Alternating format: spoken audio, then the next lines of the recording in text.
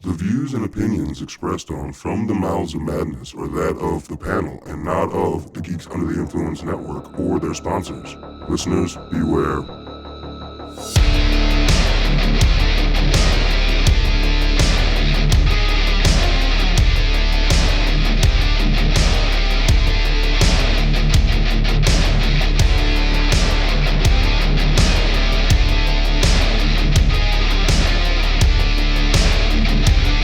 I think we're about due for another New Renaissance of Horror Part 2 episode.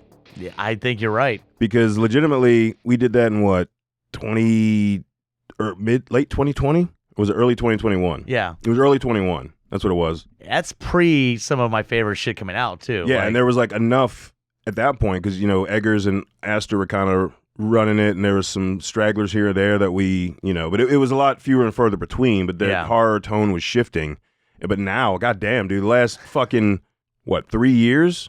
Well, pretty much all of 23, all of 24, and pretty much, for the most part, most of 25, so 2.5 years? Yeah. We've got, goddamn. It's crazy, like, how we'd be like, look at some years and be like, oh, there's about 3 or 4. Dude, I mean, I'm already, you know, we're not done with the year yet. I've got 10. Yeah. Like what this the year. fuck? Just this year. Just this year. Yeah. It's insane. And that's not even the ones that just actually are good that go straight to streaming. Yeah. You know, like there's I'm some not that even including the stream one. Yeah, Literally, when I was talking about it, I was thinking most of the 10 that I've seen in theaters. Mm-hmm. God damn it. Yeah, there's ones that just are just streaming. But I mean, it's a good thing. At the same time, but you know, it's like there's no way we're going to cover all of it. And the wrap-up episode usually lets us catch up on a few things. Yeah. Because, Jesus, fuck, man. I remember we used to have to, like kind of talk about what we're expecting for next year. Yeah. Yeah, because it's like, all right, we got about 4 or 5. And then, all right, oh, man, next year. Mm-hmm. It is, my favorite part is listening to that and the ones we're hyped up for the next year. And half of them turn out to be complete dog shit. Yeah. And we're like, I'll be honest. I think we hyped up some fucking Wolfman. Yeah, I'm pretty sure we hyped up Halloween Ends, too. Yeah. Of course we did. Why would we not? But I'm just saying, like, dude, our number one, can't wait, Halloween Ends. There's no way they could fuck that up. Yeah. Hold my beer. Half a year later. But yeah, I think there's been enough just grade A quality that's been pumped out the last 2.5 years that, like, by the time we get to this episode, it'll be probably 3 to 3.5 years. That, God, I mean, I've already seen what's been slated for next year. You know? Yeah. Well, I think besides just Shudder, which is the obvious, you know, you've got Neon, you got obviously A24. Blumhouse has been pretty solid this year. Yeah. Usually they're like 1 for 2. Yeah. Like, here's a good one, here's 2 pieces of shit. But I'm hoping Black Phone 2 is not the piece of shit one. See. We got, Wolfman was Blumhouse, and that was, hopefully that's the piece of shit for this year, because that wasn't a complete piece of shit. You have your theory of, like, every other one's a dog shit one, and then they get it's proven, motherfucker. You just go back to, like, 2 years. But I'm just saying, these, like, smaller studios, you know, Neon fucking dropping fucking long legs last year, and they're on a fucking roll now. Earlier that year was Infinity Pool, too. Yeah. You know, that was, like, January or February was Neon. Neon's been dropping shit since, like, I feel like consistently for, like, since 2021. Yeah. Early 22 is when I really started noticing Neon. Anyway, all that to say, tonight on the chopping block, we're going to be talking about 2025's film Weapons. This would definitely go on the list of at least good or bad. It rubs some people too. Yeah, this is a very Yeah, it's like Bring Her Back, man. It's weird. Like I think like it's more decisive than Bring Her Back. Yeah. Okay. Yeah. Okay. Really? Yep. All right. Well, before we dig into that, I'm Lowdown. F.U. Hunter, what's up, you Campbell soup eating bitches? Good. Nice. Now, that did they pay? Did they pay? They had to. But that's a weird advertisement because you know what? I had no interest in eating at all after watching this movie. Fucking Campbell soup. It's all slobby, being shoved down their throats. I know, he's 8. You don't know how to. I understand, but if you're the Campbell soup representative, it's not like a hot bowl they put there and they're eating. It's literally like shoved. Fucking noodles coming out of their fucking chin and coming out. This is like dried up. I'm just saying, it didn't make me go, I'm going to leave here and go pick up some cans of fucking Campbell soup.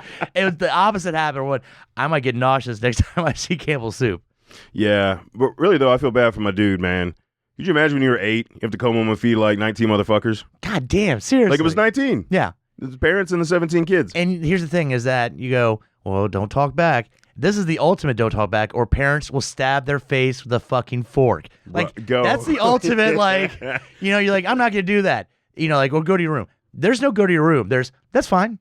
Hey, stab yourself in the face over and over again, continuously. Like, the repercussions of talking back or not doing it are at the highest fucking level. Oh, no. Remember, she said, I could make them eat each other. Yeah. I'm like, goddamn. Like, that. You tell an 8-year-old that, like, yes, I'll go to. No, I won't say anything. Yeah, I'll go grocery shopping. Yes, yeah.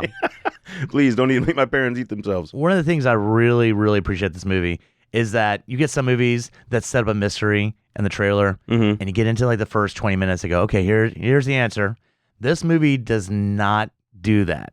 Neither did Barbarian. Yeah, but each person's story builds up a little more, gives you a few more clues. But a lot of movies are like, here you go, here's the answer, and then let's just watch, what happens from there. This one's like, no. Yeah. You're following each of these characters. Yeah. I thought that was amazing. It was. And like the way they lined up the shots, like the shots from Josh Brolin's character, Archer, of when he gets to the gas station with what's it, Julia Gardner? Yeah. That's her name, the actress? Just call her Surfer. Surfer Girl. Surfer Girl. We'll call her Surfer Girl. I know her from Ozark, so. Yeah, but I'm just saying, let's call her Surfer Girl. Surfer Girl. Yeah. And you see Wong, we'll call him, Wong. Marcus was running through the field, which was in the trailer. The angle when you're in Marcus's story running up to the gas station is like 100% spot on. Yeah.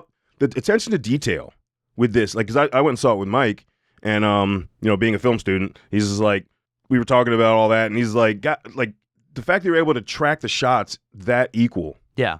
But it doesn't happen that on point in most movies when you're doing like last one I can really think of is callbacks that are very, very accurate. It's like Pulp Fiction. Yeah, but that's fucking 30 years ago, right? I understand, but a lot of movies they don't do It's a fucking horror movie. Yeah, like, he doesn't need to do that, and he does. Yeah, exactly. And like when you've got Surfer Girls, we open up with her, and like the whole scene when she goes home, like because I've seen it twice. I know you have as well. Yeah, when she's walking across the street and she sees the couple walking. The second time I watched, I looked over to see if I saw Archer's truck. Because remember, in Archer's story, he's watching her that night. And it's like, the second time seeing it, you see how they literally lined up all that shit to where if you look, you can see that all this happened at the same time. And it's a fucking horror movie, like you said, but like, and that attention to detail is amazing. Yeah, they don't have to do that, but they do that. And that's what's so good. Here's the sad thing is I think some of the people that didn't like it were getting impatient with that story building. And it's like, they must not like Strange Darling then either. Yeah, probably. I know it's not the same. Strange Darling's just out of sync, but they still had to wait to get to the end result. But that's the main complaint is that, and it's just like, then you went into this for the wrong reasons. Because again, Barbarian, the director's first movie, is very much like, I'll give you a little bit. We're going to start this character story, and you're going to get a few more clues. We're going to go into this character story, and you're going to get a few more clues. It's just, I like the way that happens. Where you don't so go, here you go, this is the killer, and watch the rest of the movie. There you go. Boring. Yeah. Because we've seen how all the fucking movies. Yeah. That was the biggest thing that made me love Barbarian was because I was like, oh, I know the fucking answer to this. I've seen this movie. We already knew it. Yeah. We thought in the trailer, we're like, okay, he obviously Skarsgård's the villain. And how's the hijinks will ensue, right? Yeah. And they go, nope, he gets killed by a giant mule lady, big titty giant mule lady. Oh, God damn it, that nipple with the hair on it. But then this one, again, you don't get a fucking clue. Nope. An hour in, you're still like, so what happened to these fucking kids? Dude, I got to say, my man Archer, though, figured that shit out. Oh, Thanos. When he started figuring shit out, I'm like, yes. When he starts drawing the lines, dude, I'm telling you, like that's how my brain works. Can we also congratulate Justin Long for being in a horror movie where he didn't die. This is the first one. Or witness anybody die. Because even when he doesn't die in Drag Me to Hell, he still causes his girlfriend to die. Yeah. So pretty much he's either tortured or dead in most of the horror movies. This is the first one where he's like, I'm helpful. Thank you. Cameo. Yeah. Now I will say. That brings it up again. We still need to do an episode on that, like Justin Long's a horror icon, because the motherfucker, Seriously. dude, like he does not. I think he's starting to now, but like 5 years ago when I brought that up, like no one was talking about. I'm like, dude, he's been in like at that point I think he'd been in like 8 horror films, and I'm like, I think that counts. Yeah. Now it's like 15. No. Yeah. At least I think it's more than 15. Is it? God damn, I'm here for it. I love the man as an actor. There's some that I try to push back, like It's a Wonderful Knife, but that's not. That's on him. That's just the movie in general. The movie's not good. It could have been good, but yeah, we got his cameo in it. But like Archer's just the fucking cops. It's been a month. Haven't done shit. And he's like, he's got all this skill. Yeah. And he just like, fuck it. He knows how to, draw out property lines and all that because it's a construction business. He's getting frustrated because the cops are like, dude, we're doing everything we can. Are you? Yeah. Like, But he's so convinced that it's fucking Surfer Girl. And the cops are like, dude, if we had anything, she'd be in fucking jail. There's nothing. So and it makes it have to look outside that box of go, okay, I've been so centered in on her. What if I just look at what caused these kids to leave? That. Yeah. Yeah. And so when he rewatched the video, he was looking at different eyes. Like, I can't believe no one noticed that it was a straight line. Yeah. The first time. Yeah. Right? Like that. But anyway, I'll ignore that. But yeah. So he took it upon himself to start doing some investigation, and that is really what kind of makes it take off. At least for me, that's where an Archer story really picks up, because with Surfer Girl's story, you're just kind of figuring out the tone of everything right now. Because I will say, before we get any further deeper, I forgot to mention this earlier. This would have been on one of my favorite opening scenes in the opening scenes full length we did. Because, dude, this whole film, and I really noticed it watching the second time, it has a fantastical bedtime story feel. I feel the same way. Right? And I'm like, that opening scene of him, like, that one night. Yeah, and it's like, oh my. That one night, yeah. all the kids in that one class got up, and it was like, yeah, and you're just following the camera, and there's that music that plays as they're like literally running with each other with their arms out. Mm-hmm. Just, perfect. And you even get that at the end of the film. So like the fucked up shit that happens in between, it's still bookended by this like very imaginative, fantastical, like, I don't want to sing a nursery rhyme, but you get the picture. And I find that very unnerving too. Yeah. Just to have that feel through it. And like, it really drives it home with Alex's story. The finals, basically the finale, right? Oh yeah. Is when Aunt Gladys shows up and she starts to do her stuff to the parents, and then when she brings the kids and how she talks to Alex, like we just, even when it came down to her threatening the parents, it feels very like evil stepmother. Well, it's almost like willing and dealing. Like, if I can feel better, then I can leave. Mm-hmm. Like, he doesn't care about how she's doing. He just wants her to get the fuck out of the house. Okay, the way she talks to him is like bare bones, because she's talking to an 8-year-old, and it's like, this is what I need. This is what needs to da-da-da. And he has this like that child naivety, right? Where he's like, okay, I just got to do this and it'll be fine, Yeah, and, like not dissecting. Like, if I give her what she wants, she's obviously just going to stay the fuck here. She's not leaving. Like, your parents are fucked, and you're about to fuck over these kids. Mm-hmm. So, and I just love the fact that they like bring in the dad, but he's still under the spell. So like, he's not fucking... He suffered a stroke. Okay, what kind of shit cop won't go look? You can like, I know there's HIPAA, but there'd have to be. Can they at least say he was at the hospital? Like, what is fully covered under HIPAA law? Yeah, I don't know. I mean, because but also like, the aunt is there to represent and pretty much do all the talking. And I mean, come on, they're not going, oh, she's obviously a fucked up witch. Like, obviously she's a fucked up something. Yeah, I want to know that fucking clown makeup on and let's just say, from personal experience, I've seen people wear shitty wigs and clown makeup. A little close to home for me. Seriously, there's a little bit of trauma that happens watching this movie. Oh, man. And those that know me know exactly who I'm talking about. Yeah. But you're not going to go, oh, she looks fucking stupid and silly, so we're not going to believe her. She's literally just like, he had a stroke. I'm going to represent the family. Yeah, fair enough. Yeah. I am coming to that from if the she was point of the covered in viewer. kids' blood, then they'd be like, okay, bitch. Whoa. But she's just like, I'm kind of zany. Because, I mean, come on, dude. You go to a fucking thrift store or something like that, you're going to run into somebody like her. That's right? true. And speaking of her, I forget the actress's name, but she was Uncle Buck. She was the girlfriend. Yeah. Went to babysit. She was in Streets of Fire. Streets of Fire, yep.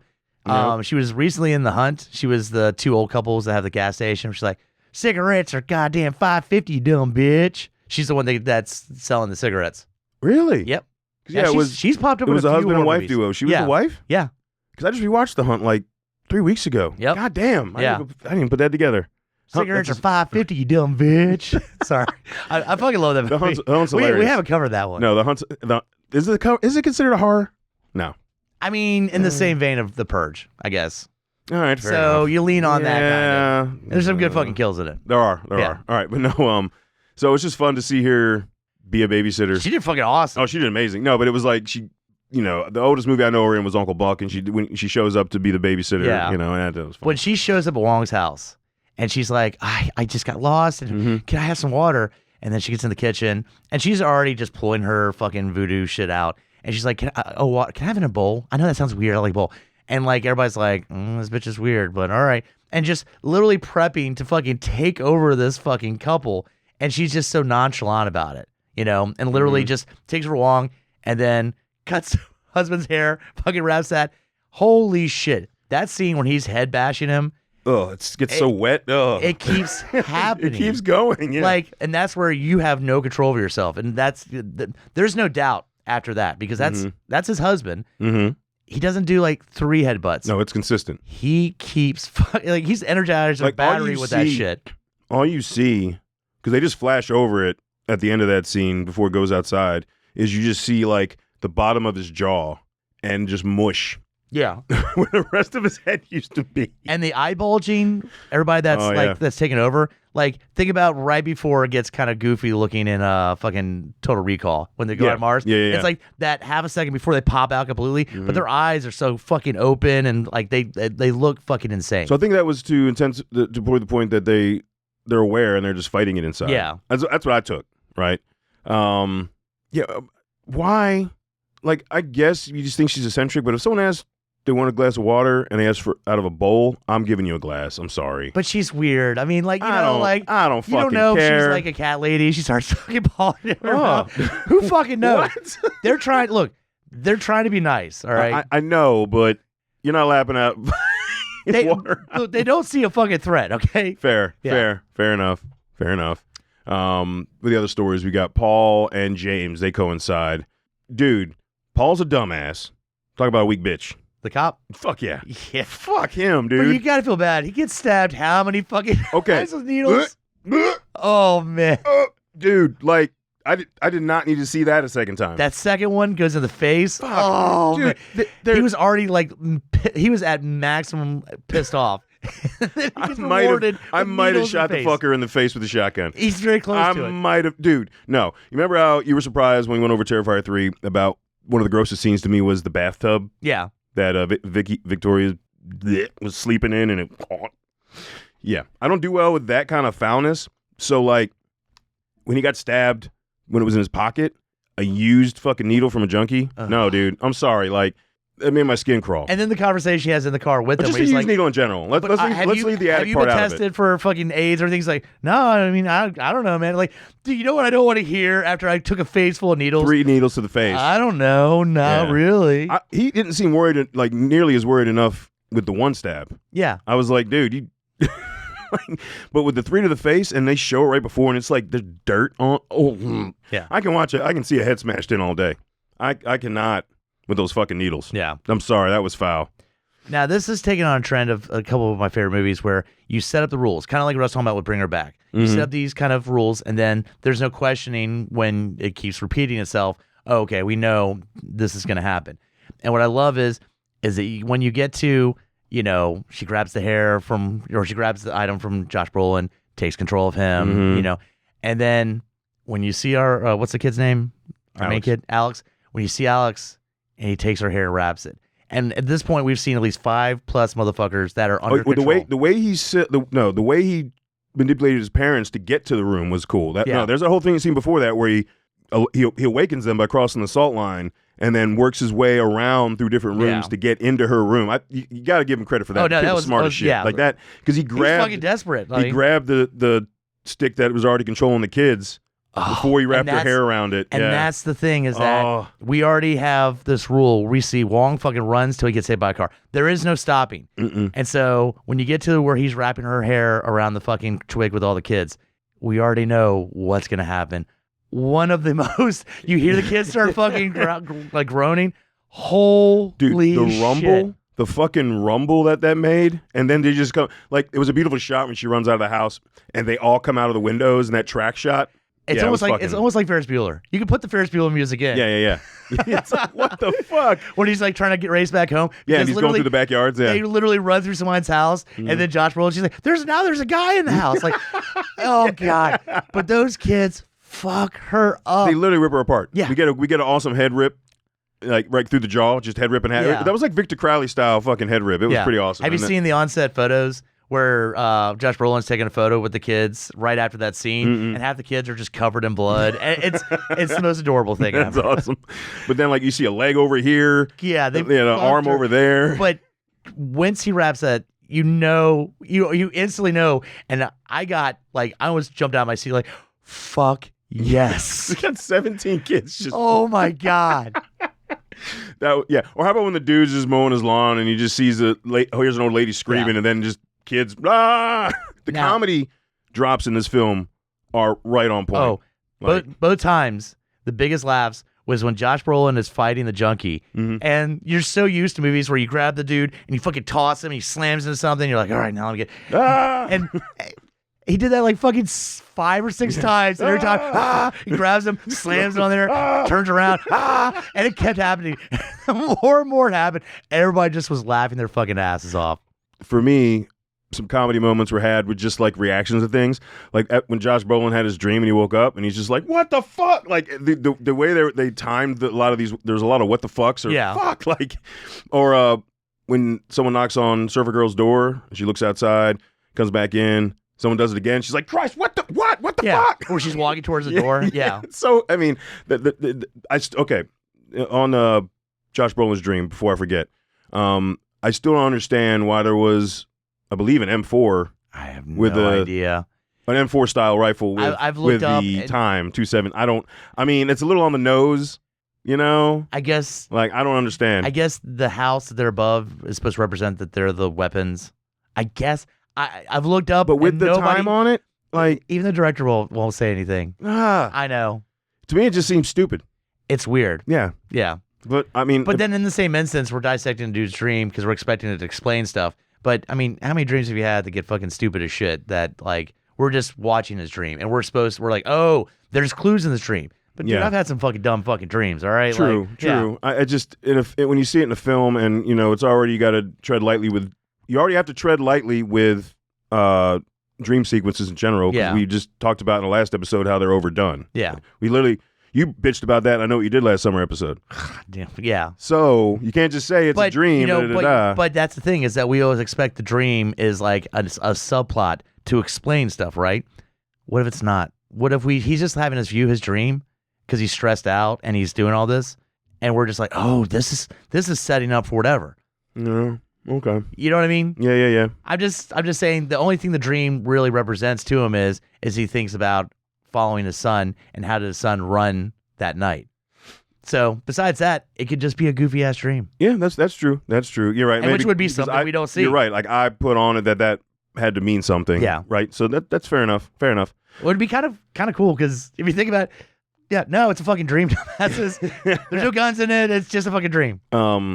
I definitely want to ask you about this because we're gonna wrap it up here, folks. There's one spot in the film that didn't seem like the timing made sense to me. So let's go with this. When James takes Paul to the house, Paul goes in, obviously gets taken over, doesn't come out till nighttime and pulls James in. Yeah. All right. Alex coming home from school the next day, who would have seen the cop car that morning. Yeah. Stops with his canned soup, because there was a cop car there. Now, had it been the same day that Paul and James showed up, James would have still been in the car. But when Alex gets inside the house, Paul and James are already in the house. So that means that it's the next day after James got turned because James didn't get pulled in until that night. Yeah. So that doesn't add up to me. Here's the thing. The director says he thinks he did kind of fuck that up. But I will give you this. Okay. All right. Well, yeah. At least if he admit, fuck it. Okay, cool. Where was the cop car parked when he comes back with the soup in the morning? It's in the driveway, right? No. I thought it was in the driveway. It's on the street, the same place it was when he got pulled out. No, I just saw it yesterday. That's the only thing I couldn't remember is if they were parked across the street and then the car is on the other side, like closer to the house. No, the only people that parked across the street was Surfer Girl and then Archer and Surfer Girl. Because when they park across the street, they see the cop car right there in front of the house, right? And it's not the driveway. Okay. Yeah. That's the only thing I cop car's always been in front of the street, same place. Yep. But yeah, no, the director said it. Yeah. He might have slipped up. And it's like, good on him. If he's like, yeah, I didn't think about that. Oops. Well, but it sounds like he did it. He said like nonchalantly, like, yeah, I fucked up. Yeah. Right? Instead of, no, there's like, no. Actually, if you look at it. Yeah, exactly. Yeah. No. Okay, cool. It's just, I've seen it twice. It caught me both times. And I just wanted to make just talk about, see if you notice that. Yeah, that does not add up. Does not add up. All right, folks, we're going to wrap it up talking about 2025's weapons. Before we give you our final spiel, please go to GOIPodcast.com, check out all the other shows under the network, as well as go to our links tab. It's where you can find links to all the other shows, as well as to our 2 merch sites, which would be TeePublic and Etsy. Yeah. Now, TeePublic has all the shit, like all the stuff, tons of designs. You can get on almost everything. Tote bags. I know you're a fan of those. That's right. Yeah, T-shirts. But we're getting into spooky season. That is true. You can wear some of our shirts, fit right in with the theme of spooky season. That is true. Yeah. That is true. And Etsy is, as far as I know, is just shirts and limited designs. But if you want over 50 plus designs to choose from, TeePublic. If you want like 12 to choose from, go to Etsy. All right. And also hit us up at lowdownbrown.gmail.com. Let us know what you think about this film. I am curious. It's very divisive. We do want to hear from people on how do they like it? Do they like it more than Barbarians, or do they like it and they like it less than Barbarians? I'm curious. I feel like there's a varying degree, and there's people that just fucking hate it, and there's people that think it's the best film ever. So, hit us up. Let us know what you think. And it survived the chopping block for me. I saw it twice. I liked it a lot more the second time. I didn't hate it the first time, but you and I talked a little bit. Yeah. And it probably bumped it up like 2 points for me out of 10. I was nervous because of how much I love Barbarian. Yeah, going into this, and I was like, all right, please, don't make this I was worried because I remember going to see The Village the first time. And that fucking ending that movie gut punched me. Yeah. And up to that point, if you think about it, he hadn't had Signs and Unbreakable. No, he had Sixth Sense, and he had Unbreakable and Signs. Oh, Signs came out before The Village? Yep. Yeah. Really? Okay. Yeah. I thought Signs was after The Village. At that point, Village was trusted. So I've been hurt before. And so when I went into this and the mystery and everything, I was like, okay, please don't fuck this up. I was so fucking happy with the way he did it, the way he presented, and just the resolution at the fucking end. Yeah. I fucking love this shit. I mean, yeah, it goes up there as one of my top movies. This movie, yeah. And I love that it does not feel at all like Barbarian. No. Just like Bring Her Back didn't feel like Talk to Me.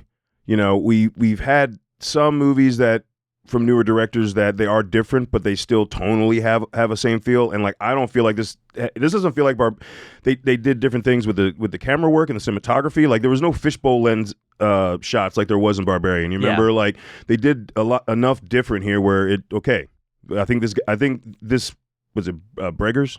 What was it? Kragers? Yeah. What's his name? Kragers? Yeah. I forget his first name.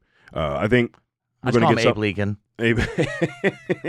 Honest Abe is going to give us some fresh shit in every movie. This lets me, I'm going to give him props, by the way, because he started this production right when the strike, the actor strike happened. Mm-hmm. Literally everybody that's in this movie was not the original cast.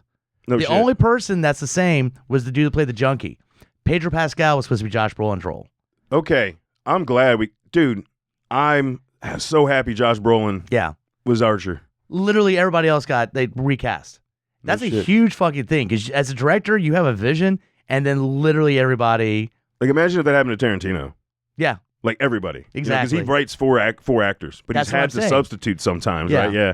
God damn. To come out with this. Dude, I know, and it's solid. It's fucking solid. I mean, I give this a solid 8 out of 10. Maybe 8.5. I go 9. All right. Again, I've only watched it twice. I'm going to own it when it comes out. I'm definitely going to buy it. Yeah. But I mean, I'll buy anything usually over a 6. 6 and up, right? If you're fit 5 and below, I'm I might just stream it. But yeah, I give it a solid 8 or 8.5 after 2 viewings, So fuck yeah. 9. Yeah. There you go. Yeah, I fucking love this. I really fucking enjoyed it. All right. That's it, folks. And until we talk to you again, embrace the madness.